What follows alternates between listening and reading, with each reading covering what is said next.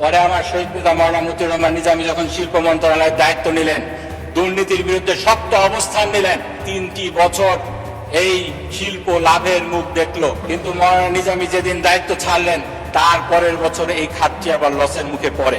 মাননীয় স্পিকার, দুর্নীতি আর লুটপাট যদি আমরা ঠেকাতে পারতাম, তাহলে এরকম ধার করে বিরিয়ানি খাওয়ার মতো এত বেশি লোন নিয়ে আমাদের উন্নয়ন পরিকল্পনা বাস্তবায়ন করতে হতো না। এক্ষেত্রে একটা উদাহরণ দেব মাননীয় স্পিকার, আমাদের চিনি শিল্প আমাদের দেশে দীর্ঘদিনই লস প্রজেক্ট। আমাদের এক্সপার্টরা বলেন, যেহেতু আখে আমাদের চিনির কনসেন্ট্রেশন কম, তাই এটা লাভের মুখ দেখে না।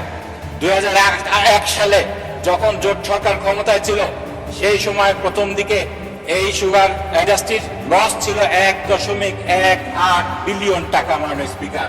পরে আমার শহীদ পিতা মাওলানা মতিউর রহমান নিজামী যখন শিল্প মন্ত্রণালয়ের দায়িত্ব নিলেন, দুর্নীতির বিরুদ্ধে শক্ত অবস্থান নিলেন, আমরা দেখলাম এই লস কমে পরের 3টি বছর এই শিল্প লাভের মুখ দেখলো। প্রতি বছর 700 মিলিয়ন করে প্রফিট করেছে।